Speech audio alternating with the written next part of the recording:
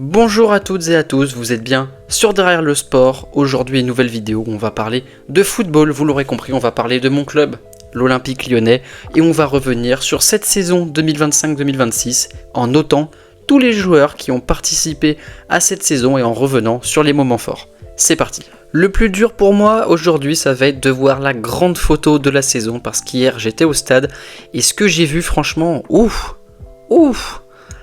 On est les serpillères de qui en fait? Voilà, les Lensois, on était leur PQ, on était un rouleau, et puis dès qu'il y avait besoin d'un but, attends, je tire une feuille et je m'essuie le cul avec.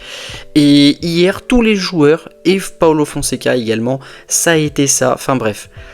Le match d'hier, je veux pas en parler, donc on va revenir sur les autres matchs de cette saison 2025-2026. La saison de l'OL, elle s'est finalement, j'ai envie de dire, divisée en 4-5 phases. Il y a eu une première phase qui était complètement folle et magique, où on remporte 7 de nos 8 premiers matchs, et dans ces 7 matchs remportés, c'est 7 clean sheets. Voilà, c'est le moment où c'était la période dorée un petit peu de notre saison, hormis la défaite à Rennes qu'on doit jamais perdre. D'ailleurs, on doit faire un 8 sur 8 finalement sur les 8 premiers matchs. Malheureusement, il y a ce match à Rennes dont on va peut-être reparler, avec le fameux ça reste pas ça glisse, avec le joueur qui doit être exclu, qui nous met un but, avec la blessure de Rémi Descamps. Voilà, je savais pas qu'on pouvait mettre un but en mettant un coup de pied dans la main du gardien, fracture de la main pour Rémi Descamps d'ailleurs, mais voilà, c'est pas grave, c'est Stéphanie Frappart, c'est les arbitres, et cette saison l'arbitrage nous a quand même par moments pas mal desservi, pour rester poli. On arrive alors début octobre et le match contre Toulouse entame ce que j'appellerais la deuxième partie de la saison de l'OL, une partie où il y a des défaites, il y a des nuls, il y a des victoires, il y a un petit peu de tout, il y a des matchs qui sont très bons, d'autres qui sont cataclysmiques, je pense notamment au match contre Nice, où voilà, c'était Nice à ce moment-là était dernier, ou pas loin, enfin bref, c'était une équipe qui était cataclysmique, et on perd 3-2 contre eux avec un match éclaté de Ruben Kluivert et d'Ensley Maitland-Niles, Kluivert qui est fautif sur les 3 buts, Maitland-Niles qui est également pas mal fautif et qui rate son péno, donc voilà, là on entre dans cette phase où c'est un peu compliqué, on sort un super match contre le PSG à domicile par contre, mais on perd 3-2, où là encore l'arbitre on va dire nous a pas aidé puisqu'Hakimi doit être exclu, le premier but du PSG doit être refusé pour une faute sur Tessman, enfin bref. Alors on entre dans cette phase où c'est un petit peu compliqué, une phase qui va nous emmener jusqu'au début de la CAN où on va perdre Niakate et Mata pour quelques matchs. À ce moment-là on se dit aïe, ça va être compliqué, on est alors début décembre et l'OL va avoir une période faste, magnifique, 13 victoires consécutives qui vont nous emmener jusqu'à début février, et à ce moment-là, oui, c'est la période de rêve, même dans les matchs compliqués, on a de la réussite, je pense notamment au match contre Nantes, où les Nantais touchent 3 ou 4 fois les poteaux et ne marquent pas, et tous les matchs globalement où on est en difficulté, on va s'en sortir par un but un peu miracle de Soulch, de Tolisso, de Morera, et ouais, on est dans cette phase un petit peu où on sent qu'à un moment donné, ça va s'arrêter et ça va être violent, mais on kiffe jusqu'à ce fameux match contre Strasbourg. Arrive alors la 4e phase de la saison, celle où l'OL ne met plus un pied devant l'autre pendant 9 matchs, entre le match à Strasbourg, où faut le dire, on s'est fait archi dominer, et le match contre Lorient, et bah il y a eu 9 matchs sans victoire, avec 5 nuls et 4 défaites, on se fait sortir de Coupe de France par Lens. Alors Lens méritait de passer, ils menaient 2-0, ils nous ont dominés, on égalise miraculeusement à la dernière minute et on perd au tir au but. Il y a l'élimination en Europa League contre le Celta Vigo, après qu'on ait fini premier de la phase de poule, on avait beaucoup d'espoir, surtout que, je suis désolé, mais quand je vois les équipes qui restent en Europa, à part Aston Villa, et peut-être le Betis, mais on aurait au moins dû faire les demi cette année en Ligue Europa. Le Celta on les sort, Fribourg on doit les sortir, et ensuite normalement c'est finale contre Aston Villa, mais voilà, ça a peut-être finalement été un mal pour un bien de se faire sortir d'Europa, parce que c'est un moment où on avait pas mal de blessés et l'effectif commençait à vraiment tirer la langue après l'enchaînement de victoires, donc ouais, peut-être un mal pour un bien, mais je l'ai encore un peu là quand même, l'élimination en Europa. Et on arrive alors dans la dernière phase de ce championnat, les 6 derniers matchs, et on en gagne 4 sur les 6. On gagne contre Lorient, grosse victoire, parce qu'on ne s'attendait pas à un match facile contre Lorient. On gagne contre Paris, 2-1 au Parc, juste après leur victoire contre Liverpool en Ligue des Champions. Ils étaient en pleine confiance, alors ils ont aligné l'équipe B. On va être honnête, ils ont aligné l'équipe B, mais belle victoire, des buts d'Hendrick et Morera. Ensuite, on gagne contre Auxerre un match plutôt maîtrisé, même si à la fin, on a failli faire un beau caca culotte. Et puis ensuite, on gagne contre Rennes, ça fait 4 victoires consécutives, on est sur le podium, et là c'est 3ème place, c'est objectif, 3ème place. Ce qui nous amène aux 2 dernières semaines, la défaite contre Toulouse, honteuse, le match pourri, vraiment au pire des moments, le match qu'il fallait pas faire, l'arbitrage qui ne nous aide pas une nouvelle fois, voilà, je pense que Hendrick fallait qu'il soit défiguré pour qu'il y ait rouge. Heureusement le rouge est arrivé, mais beaucoup plus tard. Mais voilà, enfin, l'arbitrage nous a pas aidé contre Toulouse. Et puis le match d'hier, voilà, je pense que vous l'avez vu, une catastrophe. Pierre Sage qui aligne l'équipe B de Lens et on se fait tourner comme des... Voilà, je vais pas le dire parce que je veux pas que la vidéo soit bloquée, mais vous avez compris l'idée. Ce qui est le plus bizarre finalement dans cette saison, c'est que l'année dernière, à la même époque, je tournais une vidéo l'OL en Ligue 2, où la saison dernière, vraiment, c'était une saison qui était encore plus clownesque que celle-là, je pense. Et on avait eu 3 entraîneurs, enfin bref, c'était une saison qui était vraiment trop bizarre. Et on était en Ligue 2 au moment où je tournais la vidéo, on n'avait pas encore eu l'appel de la DNCG, où on avait pu revenir en Ligue 1. Et on nous aurait dit 4ème en début de saison, je pense que tout le monde aurait signé. Mais quand on regarde la tournure de la saison, tout le monde sait qu'il y avait mieux à aller chercher. Et là, j'en veux un petit peu à Fonseca. Hein. Paolo, si tu me regardes, parce qu'il habite juste là. Donc, ouais, enfin, j'en veux à Fonseca dans le sens où, dans les conférences de presse des dernières semaines, il a dit, ouais, finir 4ème ou même 5ème, ce serait déjà très bien, etc. Oui, c'est très bien en début de saison. Avec l'effectif que tu as, on se dit, oui, 4 à 5ème, on signe. Europa League, Champions League, barrage, on signe. Mais quand tu regardes la tournure de la saison, le début de saison, le milieu de saison où on gagnait tous nos matchs, pour faire caca-culotte comme ça à la fin, non. C'était pas, fallait pas dire ça en conférence de presse là sur les 2 dernières semaines alors qu'on était 3ème et il dit oh 4ème ce serait très bien. Non, t'es 3ème, tu dis, tu l'affirmes, l'objectif c'est d'être 3ème. Tu vas pas motiver les joueurs en disant que c'est bien d'être 4ème, c'est bien d'être 5ème.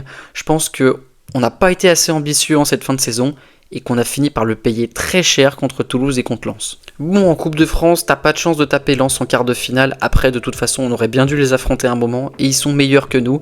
Donc, pas trop de regrets sur la Coupe de France, même si je pense qu'il y avait moyen de faire mieux. Le match contre Lens, le penalty raté de Moussa Niakhaté. Aïe, surtout que sur les 10 pénaux, il y en a 9 qui sont très bien tirés, que ce soit nous ou eux, sauf celui de Niakhaté qui est sorti par, je crois que c'était Risser dans les cages. Donc voilà, le seul regret c'est le penalty de Moussa Niakhaté. Et en Europa par contre, les 2 matchs contre Vigo, l'aller et le retour, il y a de gros regrets parce que c'est 2 non-matchs de l'équipe. Fonseca qui n'a pas su trouver les réponses tactiques et les joueurs qui étaient, je pense, déjà bien cramés de leur enchaînement et des blessures qui nous ont desservis. Mais voilà, c'est la loi du sport, c'est la loi du foot. Et maintenant, on va passer aux notes des joueurs. Et on va commencer par les gardiens. Et ce sera notre gardien titulaire, le premier à être noté, Dominique Greif. Et ça sera un 9 sur 10 pour Dominique. Vraiment très belle saison de Dominique Greif qui a joué 35 matchs, 42 buts encaissés certes, mais 14 clean sheets et des parades par moments miraculeuses. Il a des réflexes de gardien de hand par moments, très bon sur les penalties, il en sort pas mal, je crois qu'il sort plus de la moitié des pénaux qu'il a affronté, en tout cas en championnat. Je parle pas des séances de tir au but, notamment celle contre Lens, qui est d'ailleurs la seule qu'on a fait cette année, où il en sort aucun, mais il n'y a pas de regret à avoir puisqu'ils sont tous très bien tirés. Donc voilà, Dominique Greif, c'est un 9 sur 10, il n'y a pas d'erreur manifeste, voilà, j'ai pas un souvenir d'un match où il fait une relance complètement ratée qui mène à un but. Il y a parfois des erreurs de placement, des buts sur lesquels tu te dis, il peut mieux couvrir son poteau, il peut l'attraper, mais dans l'ensemble, j'ai pas grand chose à lui reprocher, voire même pas du tout. Donc voilà, bon, le match d'hier peut-être, le piquet de Thauvin, peut-être sortir plus vite ou rester dans tes cages s'il était dans l'entre-deux où il fallait pas. Mais voilà, globalement une très très bonne saison de Dominique Greif. Rémi Descamps, ça sera un 7 sur 10, 13 matchs, 8 buts encaissés, mais 9 clean sheets pour notre gardien. Et ouais, en début de saison, je vais admettre que j'étais assez inquiet de voir Descamps dans les cages après le départ de Lucas Perry. L'année dernière, Descamps, à chaque fois qu'il avait joué, je l'avais trouvé mauvais ou très inquiétant. Et là, en début de saison, il a assuré quand il le fallait. Les clean sheets, c'est lui. En début de saison, il a sorti des parades de fou, notamment contre Lille et contre Lens. Je me rappelle bien de ces matchs où on est en difficulté, on marque le premier but très tôt et ensuite c'est difficile, mais il était là pour tenir la baraque jusqu'au match contre Rennes où sa saison bascule puisqu'il se fait, il se fait frapper dans la main, fracture, plusieurs mois, un mois et demi je crois d'indisponibilité. Greff qui prend sa place et puis ensuite il a joué les coupes, la Coupe d'Europe et la Coupe de France, les 2 premiers matchs, il me semble que c'était lui sur le terrain et globalement il a toujours répondu présent, donc voilà, 7 sur 10. Pour, entre guillemets, j'ai envie de dire l'absence de match, il n'y a pas d'erreur manifeste, mais je trouve que Greif est un meilleur gardien et a été meilleur sur la saison. Donc voilà, Rémi Descamps, 7 sur 10, belle saison en tant que deuxième gardien. On arrive sur le sujet qui est probablement le plus épineux de la vidéo, la défense, et on commence par Moussa Niakhaté, 43 matchs, 1 but, 2 passes décisives et un carton rouge, avec la note de 6 sur 10. Le plus gros problème, je trouve, de Moussa Niakhaté, c'est que ça a probablement été notre meilleur défenseur sur la saison, mais il y a des gros mais, ce sont les contre-performances lors des matchs qui comptent. Je pense au penalty raté contre Lens, alors ça arrive, mais quand c'est toi le taulier, c'est toi le patron qui fait les grands discours devant les médias, tu dois assumer, et là t'as pas assumé Moussa, ça arrive. Et puis ensuite il y a le match contre Vigo, et là pour le coup, j'ai aucune excuse pour toi. C'est un carton rouge stupide qui nous met dans une mer de noir au moment où on a le plus besoin de nos tauliers sur le terrain. Toi, tu le quittes à la 20e minute. Et ouais, c'est les moments basculent. Le match d'hier, c'est pareil, c'était pas fou. Voilà, Niakhaté, globalement, très bon sur l'ensemble de la saison.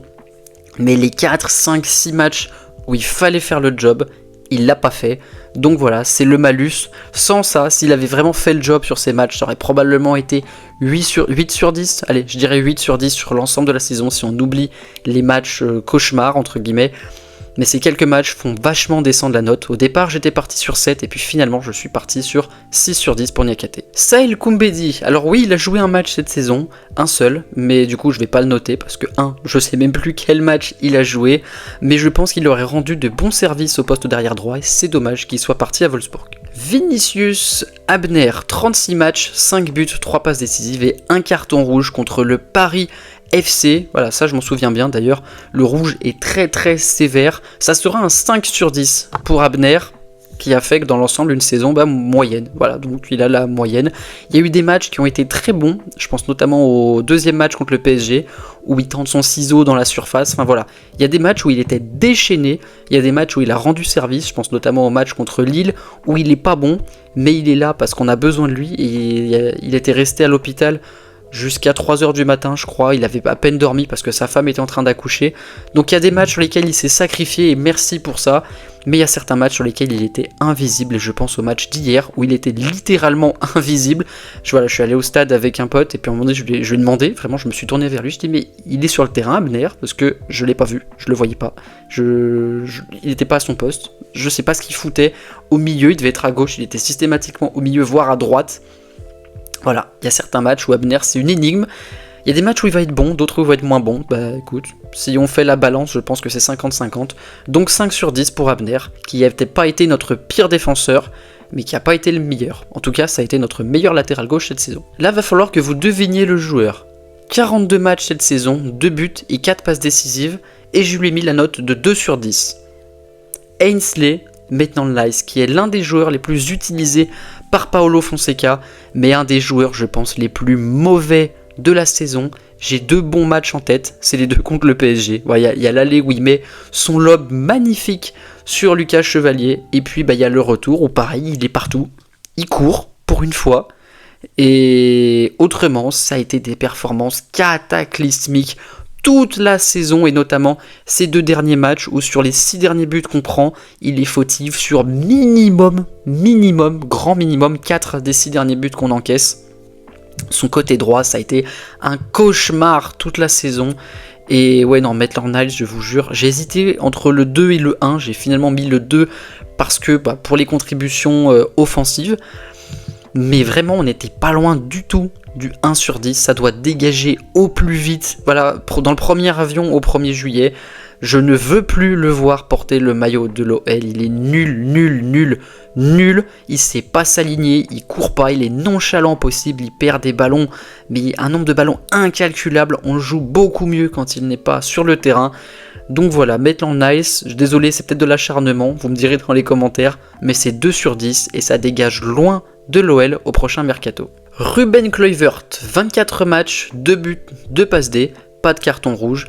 Et Ruben Kluivert, ça sera la note de 7 sur 10. J'ai hésité sur Ruben Kluivert parce que son début de saison, il est catastrophique. Il est son début de saison.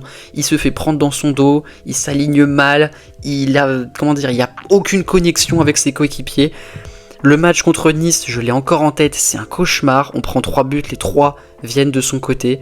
Son début de saison, vraiment, je lui aurais mis 1 ou 2 comme Maitland-Niles. Et puis, il est monté en puissance, progressivement. Et puis, il compense ses erreurs défensives par sa vitesse. Voilà, c'est un TGV le truc. On a recruté un TGV. Et au final, il a du coffre, il a de la puissance et il s'impose. Il arrive à s'imposer, en tout cas, il a réussi à renverser la vapeur. Et donc voilà, c'est un set d'encouragement, on va dire. J'ai envie un peu d'oublier son début de saison pour me concentrer sur la fin de saison, milieu-fin de saison, quand il a vraiment été en forme. Et quand il s'est blessé, on a vu que son absence s'est fait ressentir. La défense était beaucoup moins stable. On était beaucoup plus, exposé dans la profondeur en son absence.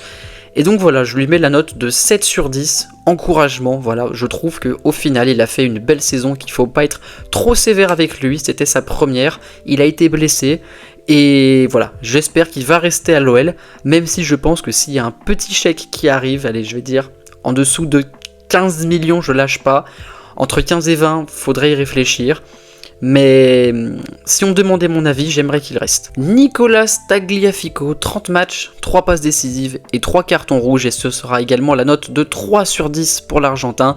L'Argentin, c'est un clébard. Voilà, Tagliafico, c'est un clébard. C'est le joueur, il est dans ton équipe, t'es ravi, en théorie. Et quand il est chez les adversaires, t'as qu'une envie de l'étriper.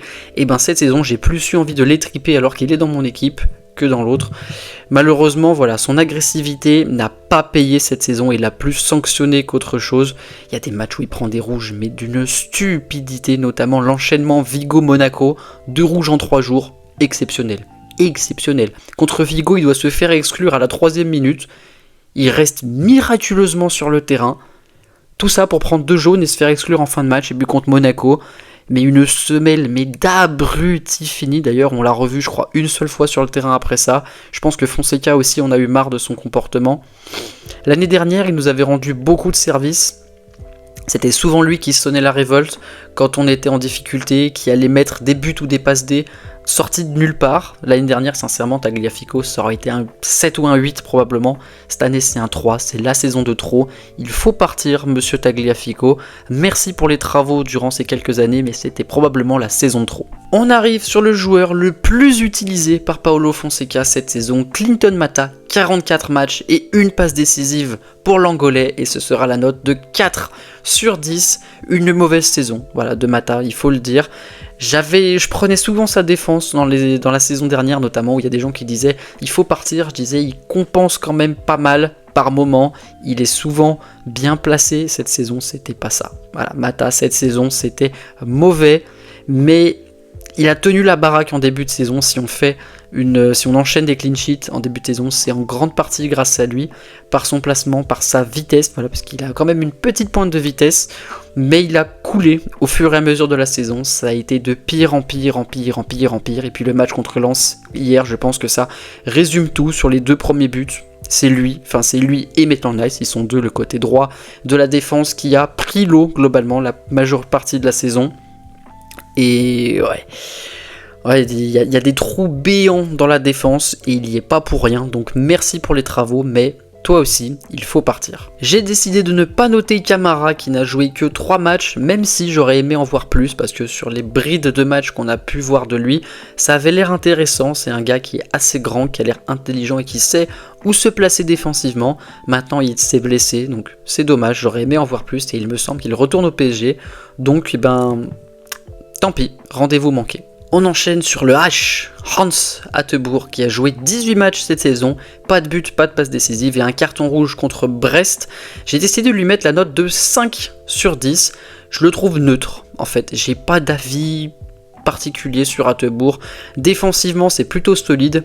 Offensivement, c'est presque 0.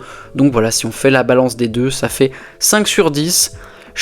Sincèrement, je vous le dis, je suis plus confiant quand c'est Hatteboer titulaire à droite que quand c'est Maitland-Niles, et malheureusement il n'a pas été assez à mon sens hier quand il rentre, bizarrement le côté droit ça va beaucoup mieux, voilà, alors je dis pas que c'était fantastique non plus, mais on a été plus solide, on a beaucoup moins pris l'eau en deuxième mi-temps, mais voilà, Hatteboer, je crois qu'il part, c'est dommage, j'aurais bien aimé qu'il reste parce que voilà, c'est pas mauvais, c'est foncièrement, c'est pas mauvais, c'est pas excellent, c'est neutre, c'est 5 sur 10. Steve Kongo, alors lui il a joué 6 matchs, c'est pas beaucoup mais j'ai quand même décidé de le noter et je lui donne la note de 7 sur 10. Je suis content de ce que j'ai vu, vraiment l'avoir à droite à la place de Maitland-Niles par moment c'était un bonheur, vraiment j'ai un joueur rapide, dur sur l'homme en tout cas, qui se fait pas bouger au duel, qui court, voilà, ça change d'avoir un latéral droit qui court, offensivement et défensivement. Alors je trouve qu'il a un meilleur rapport défensif qu'offensif,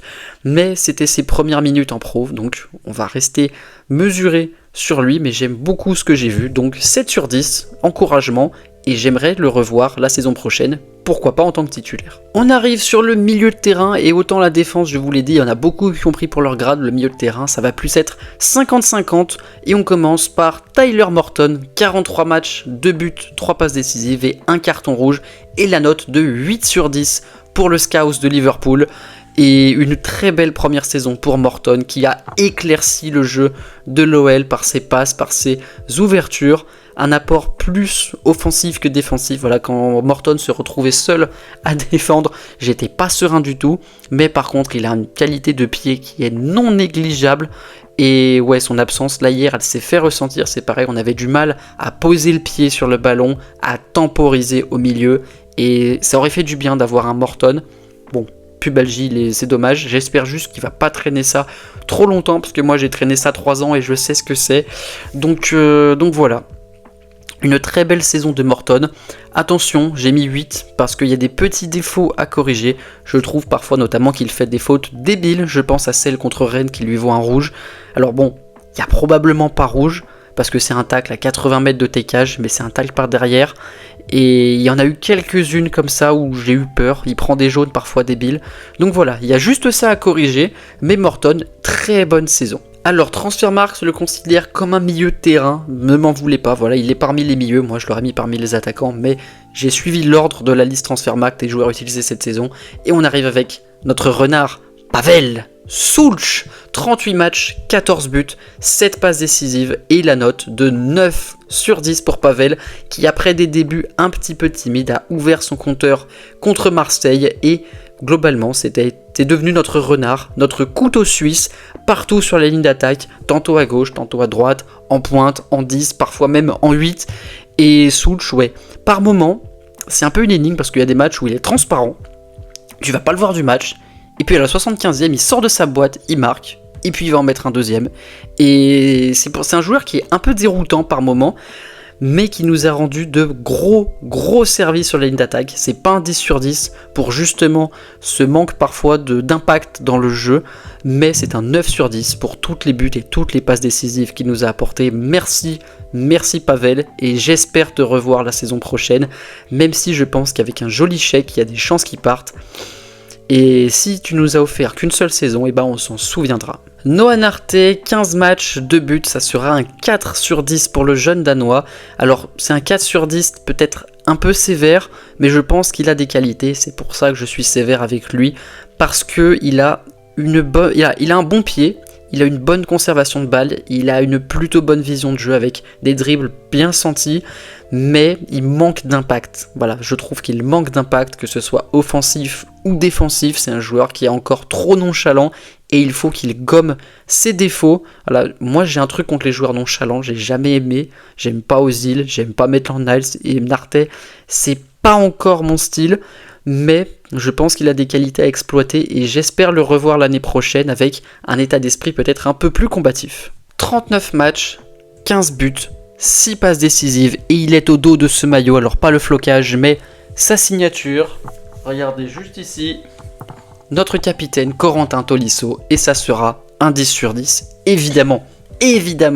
Voilà, je fais abstraction de son match d'hier, voilà, je ferme les yeux, je n'ai pas vu le match d'hier, mais sur l'ensemble de la saison, Tolisso, c'est notre meilleur joueur, très probablement. Ça se tape peut-être avec un autre dont on va parler plus tard, mais ouais, que dire, un joueur qui a eu un impact offensif dingue.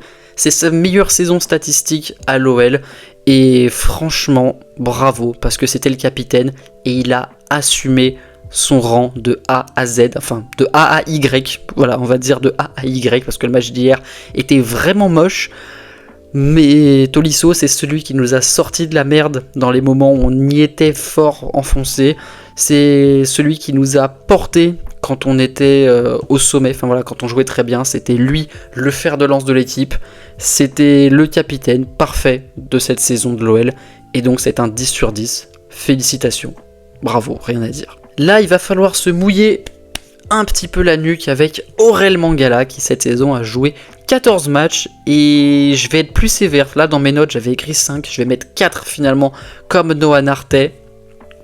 Aurel Mangala c'est le profil du joueur que j'aime plutôt bien, voilà, box to box, travailleur.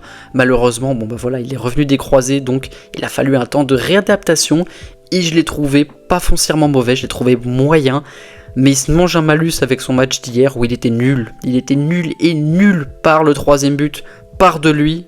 Non, le 4e but, celui de Thauvin, part de lui, où il rate sa tête. Voilà, il y a un 2e ballon, il arrive et hop, ça passe dans son dos. Donc voilà, sincèrement, c'est le seul pour qui je pense le match d'hier a compté, parce que j'ai pas énormément d'exemples où il a été très bon. Souvent moyen, mais malus sur le match d'hier. Donc 4 sur 10 pour Aurel Mangala. À voir, voilà, je l'aimais bien au début jusqu'à ce qu'il se fasse les croisés. Donc voilà, j'espère qu'avec une belle prépa, il pourra s'affirmer comme un taulier du milieu l'année prochaine, à voir si on ne va pas essayer de le vendre non plus cet été, mais je pense qu'on fera une moins-value sur lui et qu'il serait intéressant de le garder et peut-être revoir son salaire à la baisse, parce qu'il nous coûte quand même assez cher. On arrive sur mon 2e défouloir de la saison, un joueur qui a joué 41 matchs et qui a marqué 2 buts et qui récolte de la note de 1 sur 10, vous l'avez tous deviné, c'est le grand, l'immense par la taille seulement, Taner Tessman, qui cette saison m'a...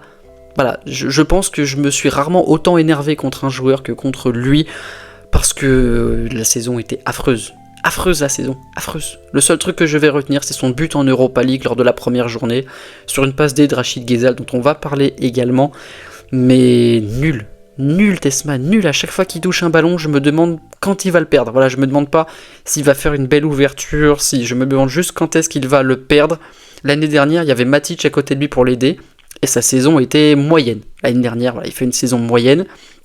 Je l'aurais probablement mis 4 ou 5 l'année dernière, en me disant, il y a du progrès à faire, c'est sa première saison, il y a des choses intéressantes, notamment où, défensivement, où il avait un impact. Cette année, il a eu un impact en début de championnat, et puis ça a décliné très vite. Offensivement, c'est le néant.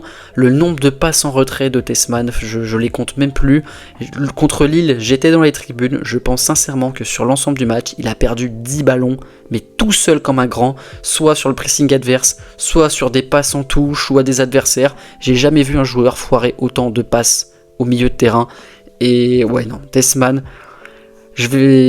Ça fait 1 minute 30 que je parle de lui et je suis fatigué d'en parler, donc voilà, 1 sur 10, vous me direz si peut-être je suis trop sévère dans les commentaires, mais non, c'est pas mon joueur. Un joueur en revanche qui est beaucoup plus mon style, c'est Kalis Mera, 32 matchs, 1 but, 2 passes décisives, à qui j'ai mis la note de 7 sur 10, ah là j'avais mis 6 dans mes notes, mais en y réfléchissant, ça sera peut-être plus un 7, un joueur qui court partout, voilà, le pressing souvent partait de lui, même quand il est au milieu, il va presser la pointe, il part sur le côté, une activité débordante qui peut-être l'handicap au niveau des stats et qui l'handicap aussi au niveau des minutes jouées, parce qu'il a joué que la moitié des minutes en ayant joué 2 tiers des matchs.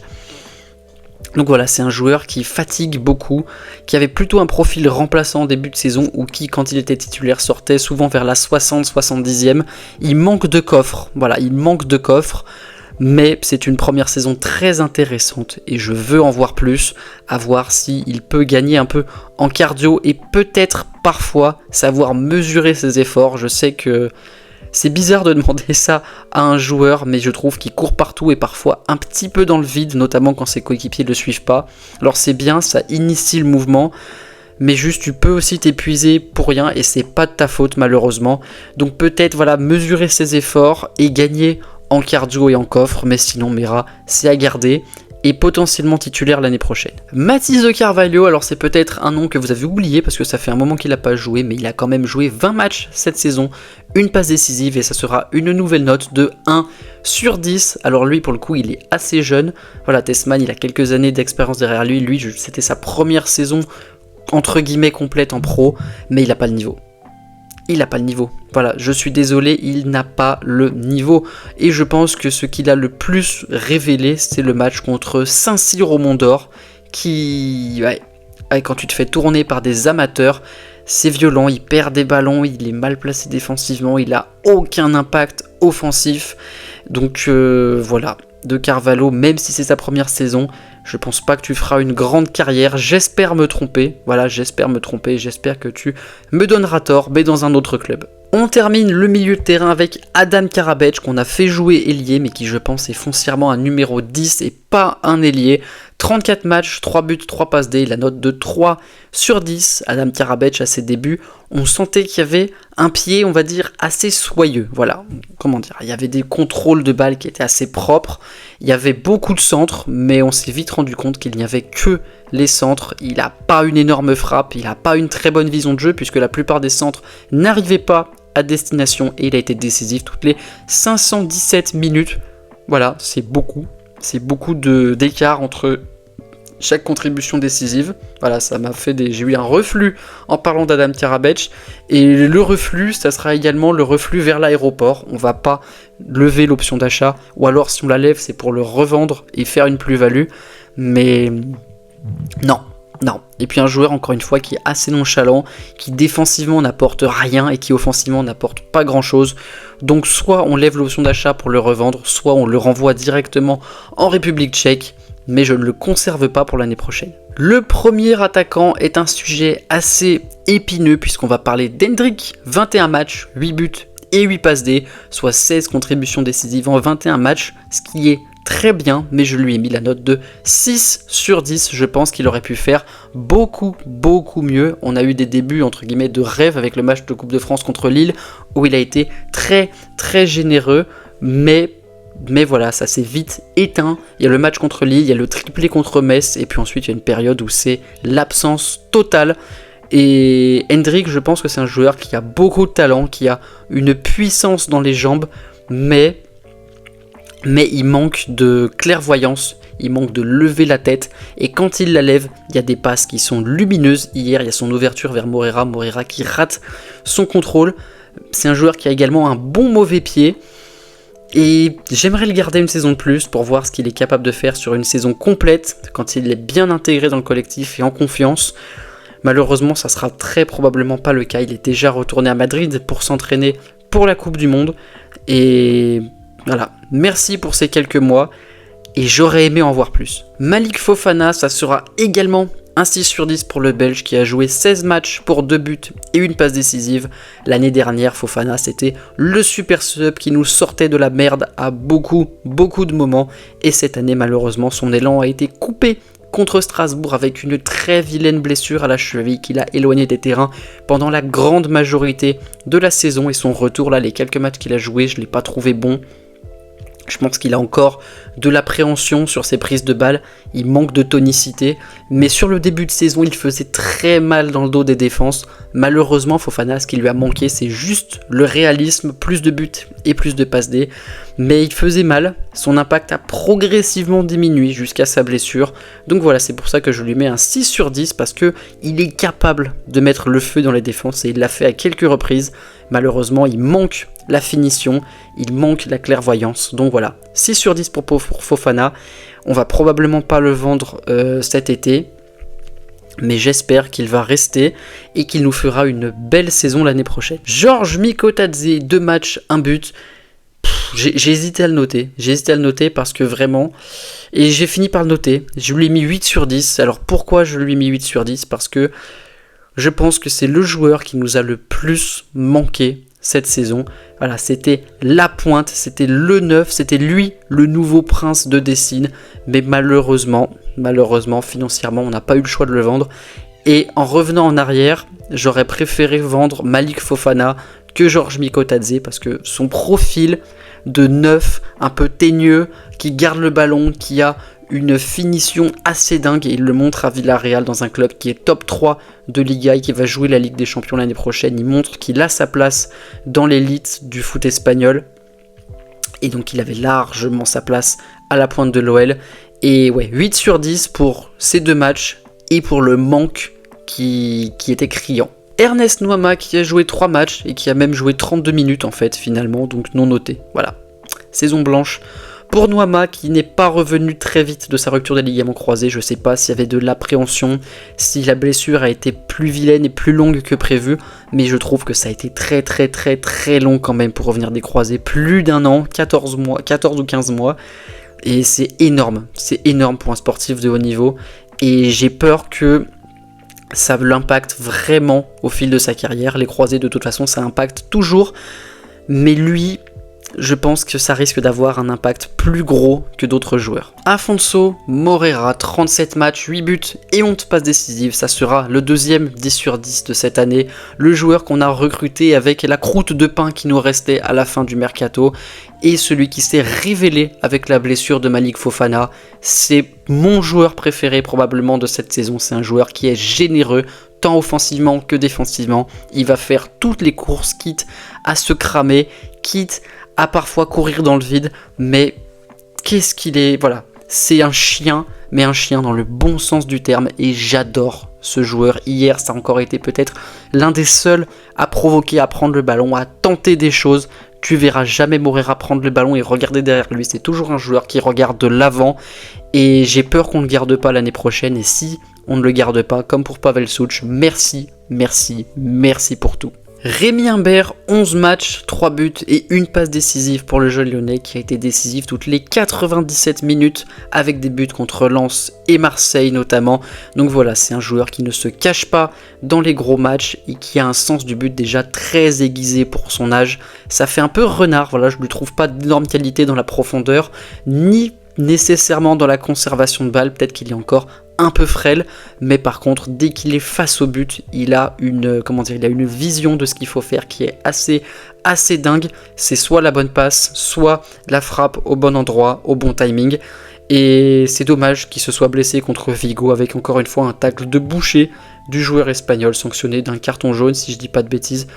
Enfin bref, non, il s'était fait exclure, pardon, c'est pour une fois, mais voilà, c'est dommage, parce que je pense qu'il nous a manqué dans le sprint final, il n'a pas réussi à se remettre de sa blessure à la cheville, et l'année prochaine, je le mettrai, peut-être titulaire, voilà, j'aimerais le voir titulaire l'année prochaine, à voir s'il pourrait assumer ce rôle, mais Rémi Humbert, je demande à en voir plus, c'est une certitude. En parlant de numéro 9, est-ce que vous vous souvenez de Martin Satriano qui a joué 19 matchs pour 3 buts et une passe décisive, un joueur à qui j'ai mis la note de 4 sur 10, généreux dans l'effort, mais souvent court dans le vide, pas dans le bon timing et assez maladroit devant les cages. Quand il est arrivé, je le voyais un peu à la profil à la Mariano, pas le plus technique, mais très généreux dans l'effort, et effectivement très généreux, mais pas dans le bon sens, voilà, jamais vraiment dans le sens du jeu. Heureusement qu'il marque quand même 3 buts, parce que à un moment donné, je pensais vraiment qu'il n'en marquerait aucun. Maintenant, il est parti cet hiver, je pense que c'était la bonne décision pour lui et pour nous, donc merci pour les travaux, et voilà, erreur de casting. Un autre qui aurait pu s'avérer comme une erreur de casting, mais qui au final s'est révélé assez précieux, c'est Roman Yaremchuk qui a joué 14 matchs, qui a marqué 5 buts et délivré une passe décisive, à qui j'ai mis la note de 6 sur 10 également, comme pour Hendrik. C'est un joueur qui peut être parfois transparent, voilà, on va pas le voir du match, mais il va y avoir un centre, une occasion, et il va être là, et il va la mettre. Donc est-ce que finalement c'est pas ce qu'on demande à un attaquant ? Je lui mets la note de 6 parce que je le trouve souvent déconnecté du jeu. Alors je trouve qu'en phase offensive, il manque de présence, mais par contre il pèse sur les défenseurs avec sa taille. Il a mis quelques têtes, voilà, la plupart de ses buts sont venus de la tête. Peut-être un petit peu maladroit de ses pieds aussi, Roman Yaremchuk, mais précieux dans les moments importants. Donc voilà, 6 sur 10. Ça ira pas plus haut. Et j'irai pas plus bas non plus parce qu'il a mis ses buts quand il fallait. J'ai décidé de ne pas noter Hamdani qui a joué 7 matchs et délivré une passe décisive en Europa League. Et sur les 7 matchs, au final, il ne joue que 43 minutes. Donc voilà, c'est vraiment des brides de match à chaque fois. Mais par contre, j'ai beaucoup aimé ce que j'ai vu. Puisque c'est un joueur qui, dès qu'il a le ballon, avance et a une technique très affûtée pour son jeune âge. Donc voilà, j'espère le voir très souvent sur le terrain l'année prochaine, à voir s'il ne finit même pas l'année prochaine en tant que titulaire, parce que vraiment, il a du ballon et il me rappelle un peu Ryan Cherki. J'ai décidé de mettre la note de 2 sur 10 à Rachid Ghezzal qui a joué 12 matchs et qui a délivré une passe décisive. Rachid Ghezzal qui a globalement été inutile sur le terrain durant cette saison. Il a été titulaire contre le PSG à l'aller, voilà, déjà, je comprends pas pourquoi Fonseca décide de mettre Ghezzal titulaire. Pour la conservation de balles, enfin bref, même les ballons qui touchaient, il les perdait, enfin... Je comprends pas pourquoi on l'a fait revenir déjà, si c'était pour faire le nombre, autant faire jouer plus Molébé, AGR ou Humbert. Voilà, si tu tant qu'à faire jouer, autant faire jouer les jeunes plutôt qu'un Ghezzal qui est arrivé en claquette et qui va repartir en claquette, pareil, dans le premier avion, loin du club. Et on termine par 2 jeunes qui n'ont pas eu leur chance cette saison. Je pense à Alejandro Gomez Rodriguez qui a joué 4 matchs et qui a marqué un but et qui a joué 41 minutes, donc voilà, en 41 minutes, il a quand même eu le temps de mettre un but. C'est un joueur qui, je trouve, a de grosses qualités. Il a un superbe pied gauche et il a de la puissance déjà pour son âge. J'aurais aimé en voir plus. Malheureusement, à Annecy, je crois que ça s'est pas très bien passé son prêt. Donc voilà, j'ai décidé de ne pas le noter. J'ai décidé de ne pas noter également Enzo Molébé qui, lui, a joué 3 matchs, 67 minutes et qui n'a pas marqué ni fait de passe décisive. Ces 2 joueurs qui, je pense, ont de belles qualités, qui vont revenir de près et qui, je l'espère, auront leur chance l'année prochaine. Et on termine avec Paulo Fonseca, à qui je mets la note de 6 sur 10 pour cette saison. Un coach qui n'aura par moment eu des idées tactiques assez brillantes, notamment faire monter Rémi Humbert en équipe première et le faire jouer régulièrement. Bravo, belle trouvaille, en tout cas ça aurait pas été mon choix, mais là je suis obligé de m'incliner. Après il y en a d'autres où voilà, faire jouer Tessman titulaire, hier mettre Abner plutôt que Mera, si tu voulais densifier ton milieu, fallait mettre Mera. Par moment, voilà, il y a des moments où il y a des idées brillantes et il y a des moments où il y a des idées qui sont désastreuses, notamment nous faire jouer avec une défense à 5 ou à 3, ce qui n'a jamais marché cette saison. Et donc voilà, c'est pour ça, la note de 6 sur 10, parce qu'il nous amène à la 4e place, avec un effectif, on va dire, relativement limité. Mais il y a certains choix qui sont discutables, notamment ne plus faire jouer Kango après l'Europa League, alors que je l'avais trouvé très bon. A noter également que sur les premiers matchs, en tout cas le premier tiers de saison entre guillemets, ce n'est pas lui sur le banc, c'est Georges Maciel. Donc voilà, peut-être que ceci explique cela. Je sais pas à quel point Georges Maciel avait du poids dans ses décisions lors des premiers matchs, mais j'ai trouvé les premiers matchs plus solides que ceux de la fin de saison. Voilà. Je sais pas si des gens ont des informations, n'hésitez pas à les donner en commentaire, mais Fonseca ça sera un 6 sur 10 et j'espère poursuivre avec lui l'année prochaine. Et toi, qu'as-tu pensé de la saison 2025-2026 de l'Olympique Lyonnais? N'hésite pas à me le dire en commentaire et à corriger mes notes, ai-je été trop sévère ou trop indulgent avec certains joueurs? Et n'hésite pas également à me dire si tu penses qu'on va réussir à se qualifier en Ligue des Champions et où est-ce qu'on va se faire renverser en Ligue Europa. N'hésite pas donc à commenter, à liker et à partager cette vidéo avec tous les supporters lyonnais que tu connais. Il faut faire péter la chaîne, on est bientôt à 500 abonnés, encore un petit effort. Et il ne faut pas rater la prochaine vidéo puisqu'il y a un invité de marque qui devrait apparaître sur la chaîne. Ça sera jeudi pour la vidéo prono de Roland Garros. En parlant de Roland Garros, il y a plein d'événements qui arrivent. Roland Garros, la Coupe du Monde, le Tour de France, la finale de la Ligue des Champions. Et si tu ne veux rien rater de ces événements que je vais couvrir, n'hésite pas à t'abonner. D'ici là, je vous dis à jeudi pour une prochaine vidéo. Ciao, ciao.